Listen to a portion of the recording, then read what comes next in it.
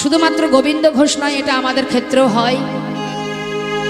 শাস্ত্রে বললেন দুঃখ পায় সে হরি ভজে, সুখ না ভজে কই, সুখ মে যে হরি ভজে, দুঃখ কাহা সে है রে মনোয়া, দুঃখ কাহা সে है। অর্থাৎ সুখের সময় ভগবানকে ডাকি না, সময় হয় না, কিন্তু দুঃখের সময় আমরা ভগবানকে ডাকি। যখন কেউ আমাদের দুঃখ মোচন করতে না পারে, তখন যেন মনে হয় একজনই পারেন, সে আমার গোবিন্দ। তাই সদা সর্বদাই যাকে ভরসা করা যায়, যাকে নির্ভরশীল হলে সে কখনো তোমার পাশ থেকে সরে যাবে না, ভালোবাসলে তাকে ভালোবাসো।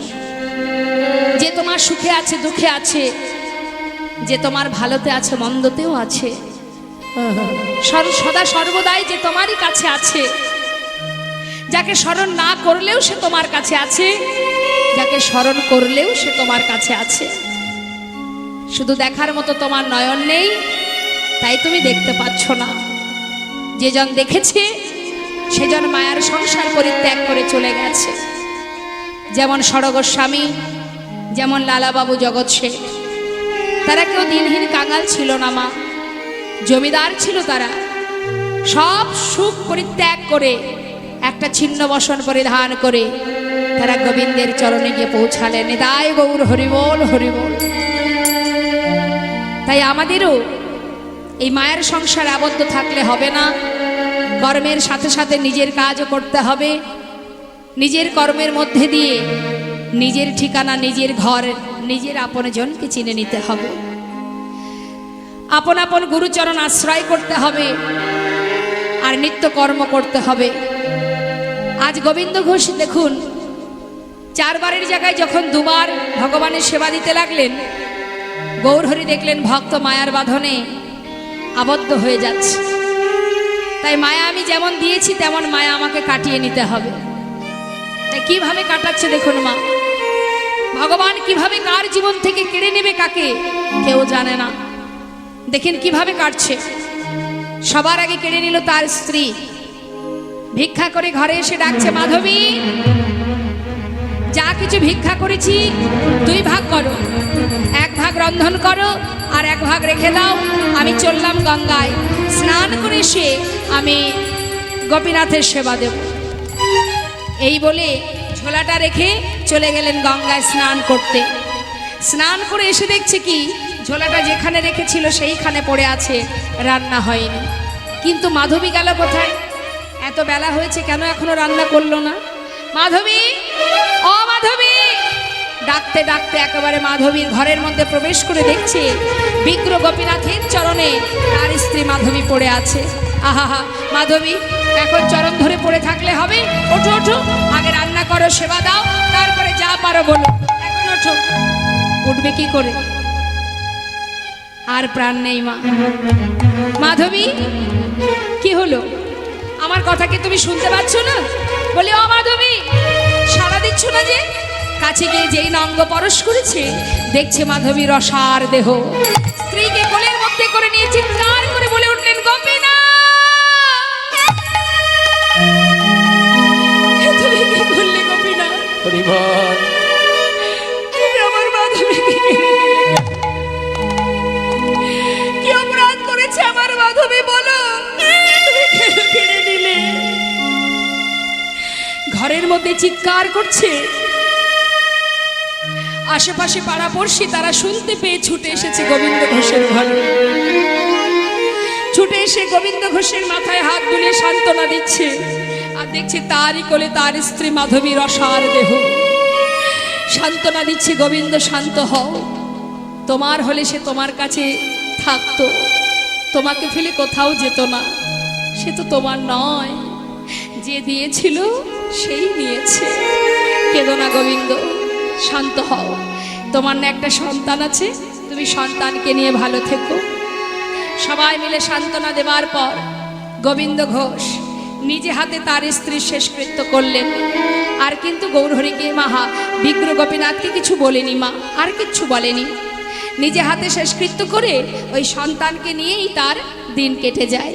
প্রতিদিন ভিক্ষা করে, নিজের সন্তানকে খাওয়ায় আর ভগবানের সেবা দেয়।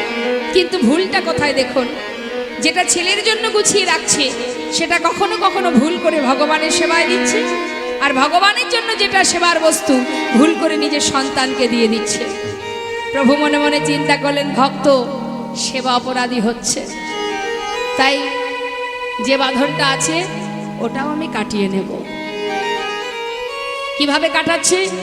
ছেলে বড় হলো 5 বছর, আর 5 বছরের শিশু সে কিন্তু নিজের মাতা পিতাকে চেনে। ধীরে ধীরে বাবার কাছে গিয়ে বাবার কোলের উপরে বসে ডাকছে, বাবা বাবা, এই জগতে তো সকলের মা আছে, আমার মা কোথায়? বলো না বাবা, আমার মা কোথায়? গোবিন্দ ঘোষ বলছে, তুই মায়ের কথা জানতে চাস?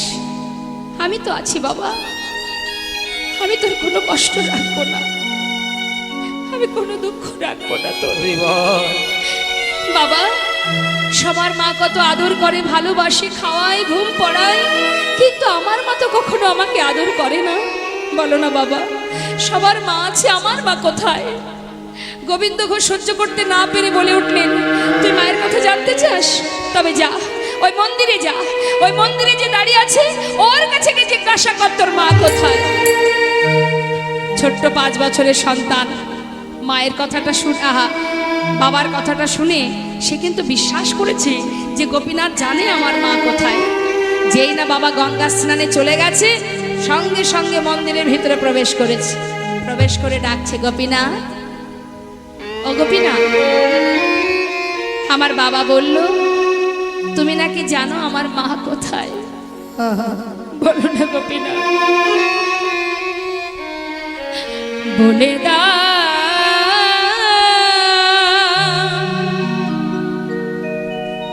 হে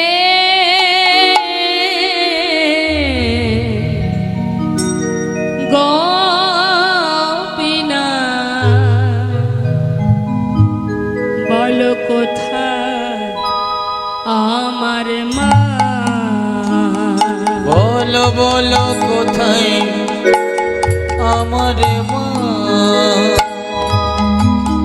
বলে দাও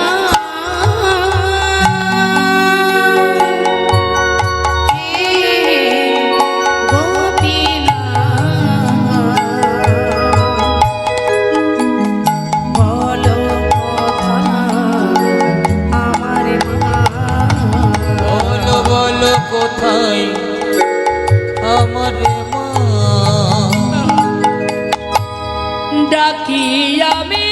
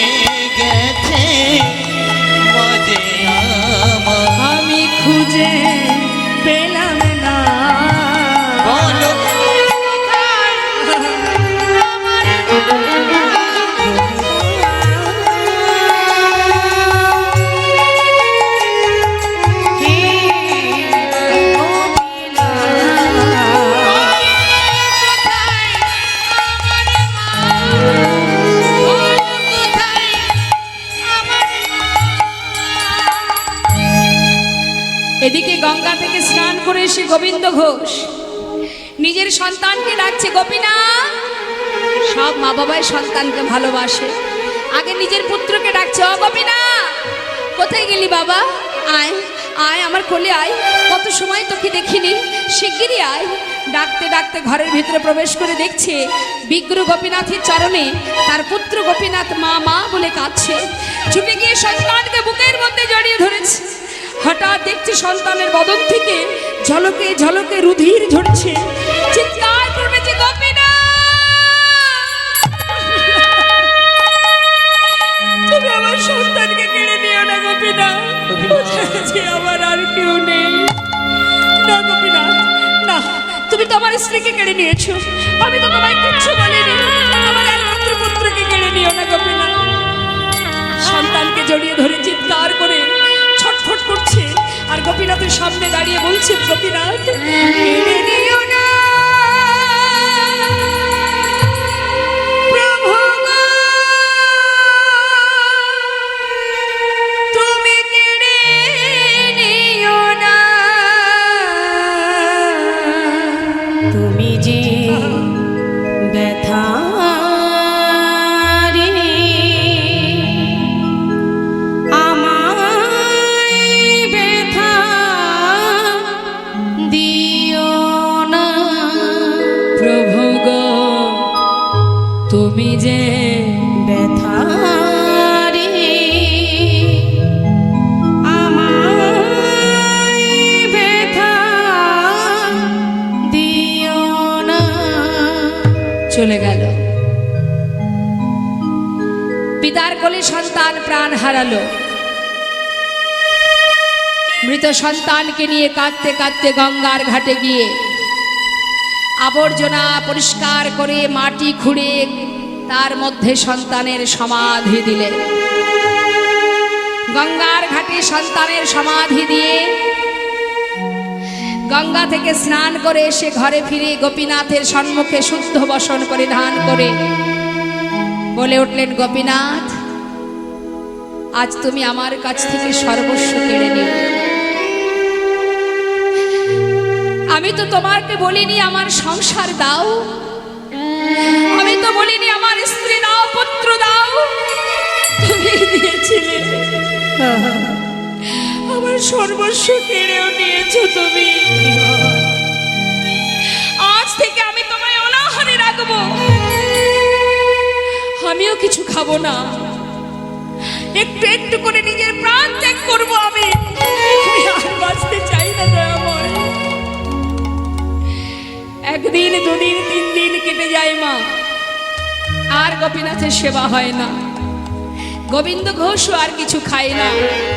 দিনের পর দিন না খেয়ে ওই মাটিতে গড়াগড়ি দিয়ে ঘরের মধ্যে কাঁদে আর বলে, গোপীনাথ কোথায় তুই, একবার ফিরে আয় বাবা। সে একবার আমায় বাবা বলে না, কোথায় গেলি তুই, একবার ফিরে আয়। ও মা, দেখতে দেখতে 3 দিন পার হয়ে যখন চতুর্থ দিন হলো, ভগবান পাথরের মধ্যে আর কঠিন হয়ে থাকতে পারছে না। ওই বিগ্রহ থেকে সচল মূর্তি ধারণ করে 1 পা 2 পা করে ঘরে ফিরে এসে ঘরের ভিতরে ঢোকে যেখানে গোবিন্দ ঘোষ শুয়ে আছে, বসে বসে কাঁদছে, সেইখানে গিয়ে গৌরহরি ডাকছে, আহা গোপীনাথ ডাকছে পুত্র সেজে, বাবা কে? আমি তোমার পুত্র গোপীনাথ। আমার পুত্র? কে তুমি? আমার সন্তান তো মারা গেছে, কে তুমি? বাবা আমি তোমার সন্তান, আমি গোপীনাথ। মিথ্যা কথা, আমার পুত্র তো কবেই মরে গেছে, আমি আর কারোর বাবা নই। তুমি কে? আমি তোমায় চিনি না, তুমি চলে যাও। বাবা একদিন তুমি নিজেই বলেছিলে তুমি 2 পুত্রের পিতা, কারোর যদি 2টো সন্তান থেকে একটা মারা যায় তবে কি বাবা আরেকটি সন্তানকে না খাইয়ে রাখে? আজ 4 দিন হলো বাবা, হরি বল। আমায় তুমি কিচ্ছু খেতে দাও না। আমি আর পারছি না বাবা, আমায় কিছু খেতে দাও। ও তুমি এসেছো? তুমি আমাকে বাবা বলে ডাকলে? তুমি জানো এই জগতে সবাই কেন একটা পুত্র সন্তান চায়? শেষের দিনে মাতা পিতার শেষকৃত্য করার জন্য। আমার সর্বস্ব তুমি কেড়ে নিয়েছো, আজ তুমি এসে আমায় বাবা বলে ডাকলে। পারবে তুমি সন্তান হয়ে পিতার শেষকৃত্য করতে? পারবে না, কারণ তুমি তো সোনার সিংহাসনে বসে থাকো। কি করে পারবে বলো? বাবা আমি পারবো, বাবা আমি পারবো। তুমি পারবে আমার জন্য 1 মাস অভিষণ্ণ খেতে? পারবো। তুমি পারবে আমার জন্য পিণ্ড দিতে? পারবো বাবা। তুমি পারবে আমার জন্য কাছা নিতে? পারবো, পারবো বাবা। 1 দিন 2 দিন নয়, পৃথিবীতে যতদিন চন্দ্র সূর্য উদয় হবে ততদিনে আমি তোমার শেষকৃত্য করে যাব। তুমি আমায় কিছু খেতে দাও। আর 4 দিন হলো আমি কিচ্ছু খাইনি, আমি যে আর পারছি না। কয়েক বাড়ি থেকে ভিক্ষা করে এনে ভগবানের সেবা দিয়েছে মা। এইভাবে কিছুদিন যেতে না যেতে গোবিন্দ ঘোষ শয্যাশায়ী হয়ে গেলেন, আর চলতে পারে না।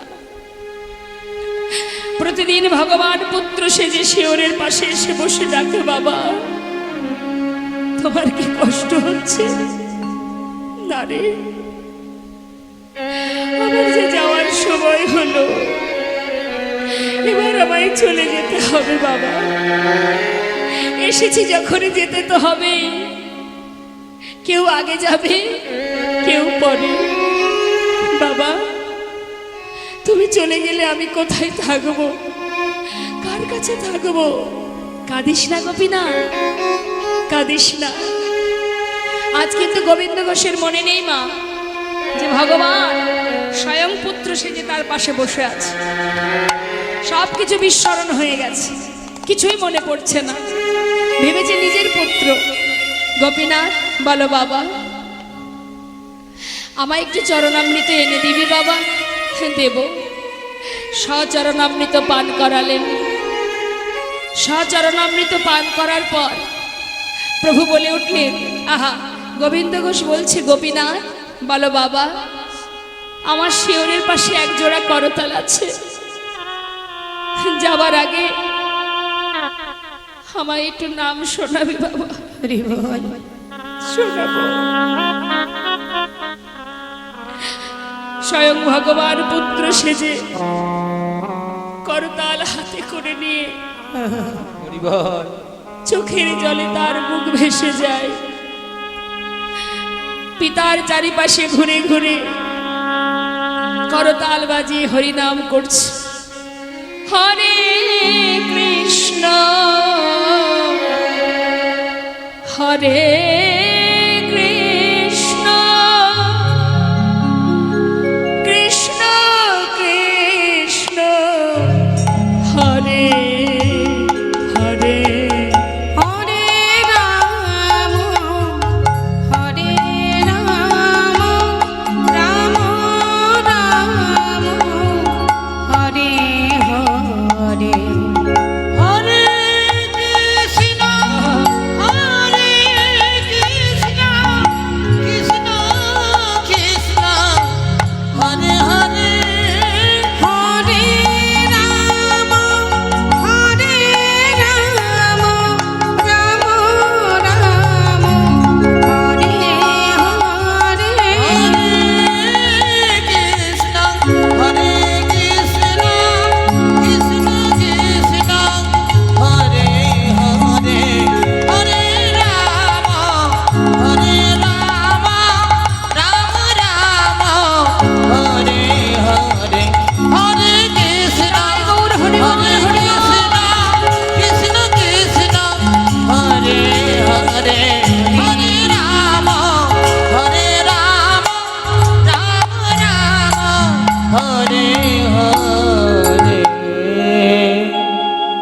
দেখতে নাম শ্রবণ করতে করতে প্রাণ পাখিটা উড়ে চলে গেল, কেউ জানল না। গ্রামবাসীকে ডেকে এলেন প্রভু, স্বয়ং পুত্র সেজে সবাইকে ডাকলেন, কে আছো, শিগগির এসো, আমার পিতা প্রাণ হারিয়েছে, তার শেষকৃত্য করতে হবে। জানতে পেরে পাড়াপড়শি এসে মাটি খুঁড়ে গোবিন্দ ঘোষের সমাধি দিলেন। কিন্তু মন্দিরের পূজা, গোপীনাথ বিগ্রহের সেবা, সে কি আর বন্ধ থাকে? না। গ্রামের দ্বিতীয় এক পূজারীকে প্রভু স্বপ্ন দেখালেন, পূজারী, মন্দিরের ভিতরে প্রবেশ করে আমার রাজবেশ খুলে দিয়ে আমাকে কাছা পরিয়ে দাও। কেন দয়াময়? আমার বাবা মারা গেছে, তার শেষকৃত্য করতে হবে। দিনে একবার হব্বিষণ্ণ করে আমায় সেবা দেবে। চৈত্র মাসে মধুকৃষ্ণ একাদশী তিথিতে আমাকে স্নান করিয়ে শুদ্ধ বসন পরাবে। আমি গঙ্গার ঘাটে গিয়ে আমি আমার পিতার পিণ্ড দান করবো। নিতাই গৌর হরিব। আমা যদি সন্তান ক্রিয়া করতেন তাহলে 1 মাস পর একদিন, তারপরে তো আর করতেন না। কিন্তু যেটা আজও বর্তমান, ভগবান ভক্তকে রক্ষা করার জন্য যুগে যুগে এসেছেন, তাই আজও বর্তমান। এবং যতদিন পৃথিবীতে চন্দ্র সূর্য উদয় হবে ততদিনই কিন্তু এই শ্রাদ্ধ ক্রিয়া চলবে। যাবেন, দর্শন করে আসবেন। অগ্রদ্বীপ বেশি দূর নয়। যদি আপনি নবদ্বীপ থেকে কাটোয়ার দিকে যান, মাঝখানে এই অগ্রদ্বীপ পড়ে, যেখানে মকর সংক্রান্তি তিথিতে বিশাল মেলা হয়, অনেক ভক্ত সমাগম, বাউল কীর্তন হয়। যাবেন, কাছা পরিধান করিয়ে প্রভুকে গঙ্গার ঘাটে নিয়ে যাওয়া হয় এবং আজও প্রভু সেই পিণ্ড দান করে যাচ্ছেন।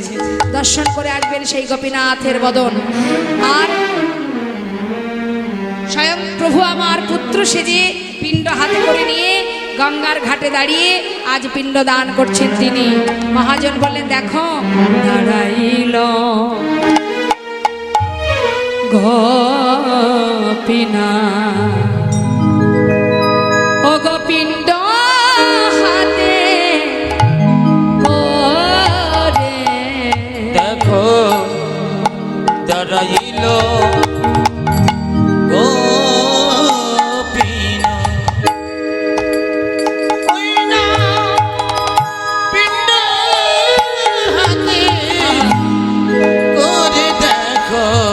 হরিব দাঁড়াইল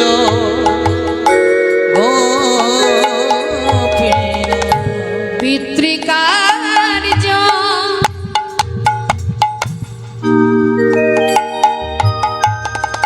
সাধিবারে,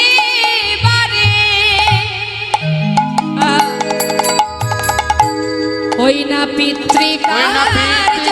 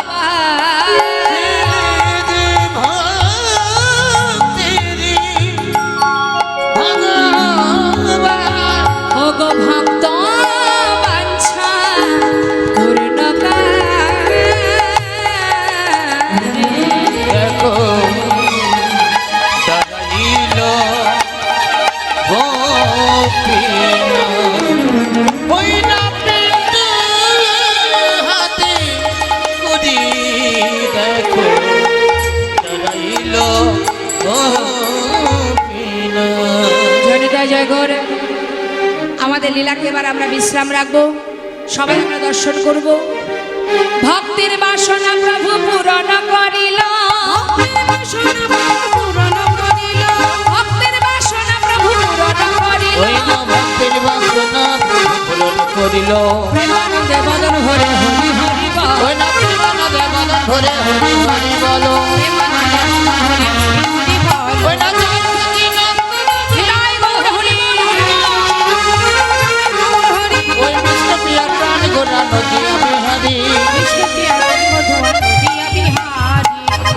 জয় নিতাই জয় গৌর। এখানে আমাদের লীলাকে বিশ্রাম রেখে সবাই মিলে একবার নিতাই গৌরে জয়ধ্বনি করব। সবাই যদি বাহু তুলে আমরা বলবো নিতাই গৌর হরিব নিত্যানন্দ শ্রী অদ্বৈত বনশ্রী ভাস্কর ধারের মহল নিতাই গৌর হরিব নিত্যানন্দ বল শ্রী অদ্বৈত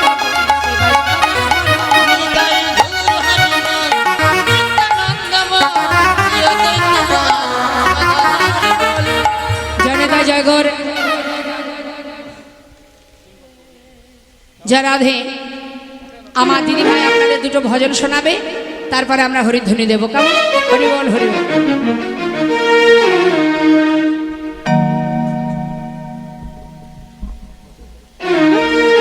হরে কৃষ্ণ হরে কৃষ্ণ।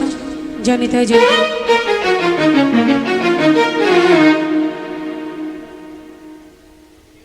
বৃন্দাবনের পথে পথে গাইব রাধে রাধে আমি বৃন্দাবনের পথে পথে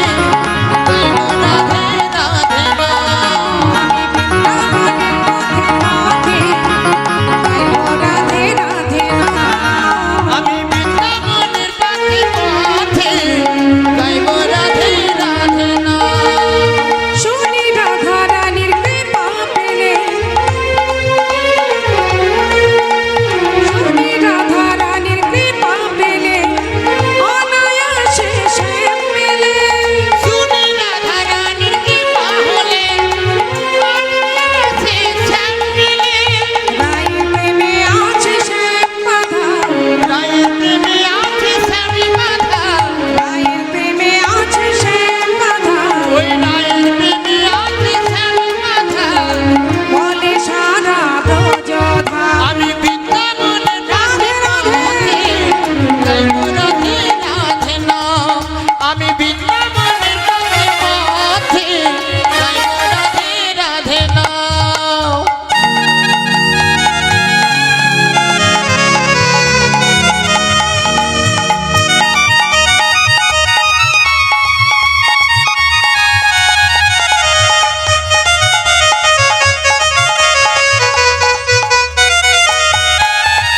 আজ নিশি রাতে নিধুবনে হয় যে লীলা প্রতিক্ষণে অজনী ফিরাতে নিধুবনে হয় যে লীলা প্রতিক্ষণে। আজ নিশি রাতে নিধুবনে হয় যে লীলা প্রতিক্ষণে অজনী ধ্রুবনে নিশিরাতে হয় যে লীলা প্রতিক্ষণে। বৃন্দাবনের ওই পশু পাখি বৃন্দাবনের ওই পশু পাখি, বৃন্দাবনের ওই পশু পাখি ওই না বৃন্দাবনের ওই পশু পাখি।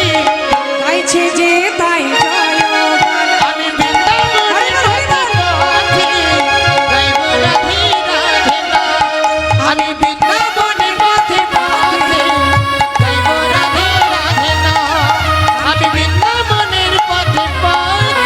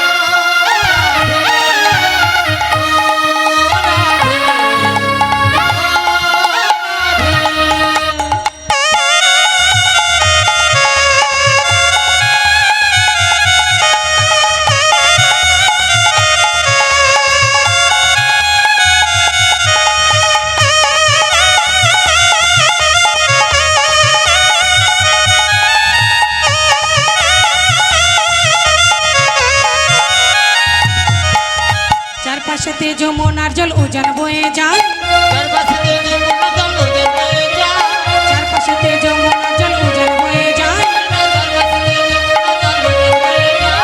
ডাকলে বাঁশি রাধা রাধা ঘরে থাকা গায়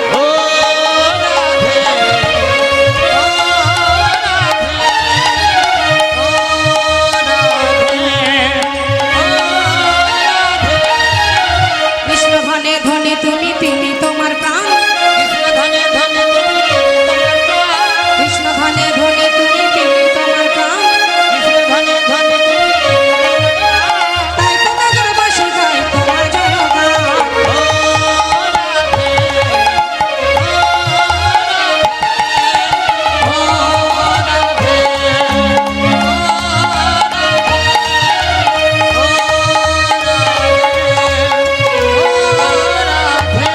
রাধে রাধে রাধে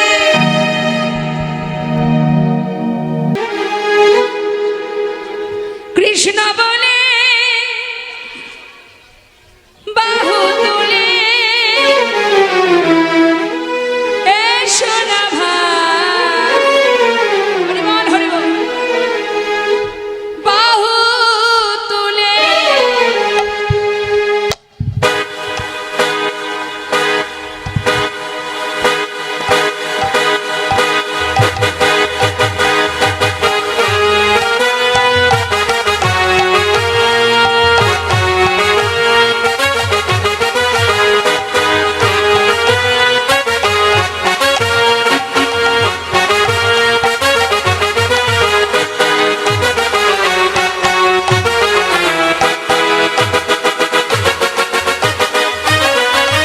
কৃষ্ণ বলে বাহু তুলে এসো না ভাই হরি বলে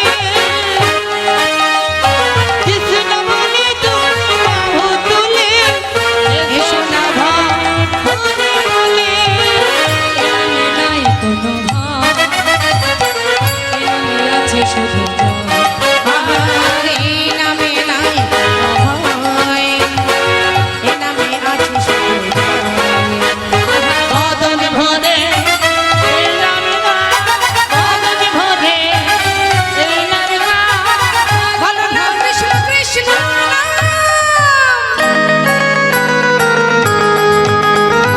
কৃষ্ণ বলে দুটি বাহু তুলে এসো না ভাই হরি বলে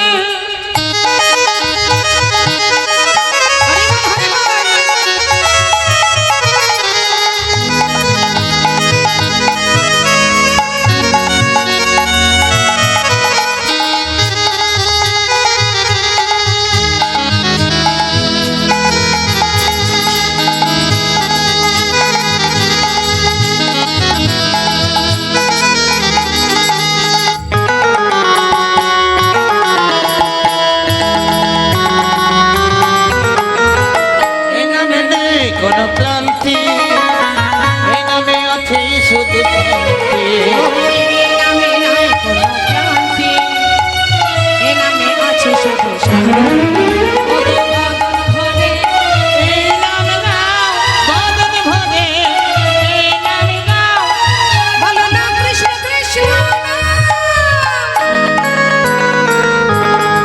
ওরা কৃষ্ণ বলে বাহু তুলে এসো না ভাই হরি বলে সবাই তো